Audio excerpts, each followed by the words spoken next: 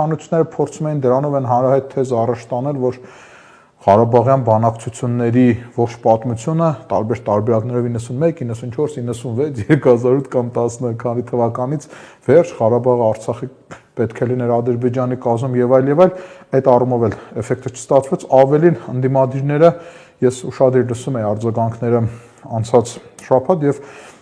ինքս էլ շատ հարցերում մի համամիտ եմ, որ շատ հարցեր էին վեր բարձրացնում, որոնց պատասխանները իշխանությունը չէր տալի։ Օրինակ, տիպիկ մեկ օրինակ բերեմ, եւս թեման դրանով փակենք, 2019 թվականի բանակցային առաջարկը, որ Լևոն Զուրաբյանը հետքան ասում էր, որ կա, իշխանությունը երկար տարիներ կարելի ասել նույնիսկ շղթում էր, այս փաթեթով ընդունվեց, որ այո 2019 թվականին եղել է բանակցային առաջարկ, բայց չասես թե այդ առաջարկին հայկական կողմը ինչ է պատասխանել եւ սրանով եւս մեկ անգամ անուղղակի տեսնենք, որ բանակցային այդ փաթեթը, որ դրված է կառավարության կայքում, ամբողջական չէ։ Համանախագահներն իրենք կարծիք հայտնել են այս ամեն ինչի մասին եւ օրինակ 2019 թվականին Պոպովը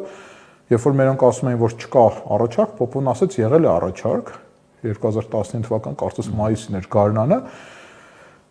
եւ այս առումով նորից ամենամեծ տպավորությունն է, որ իշխանությունը միայն իրեն ձեռնտու մասն է այդ փաստաթղթերի վերհանել։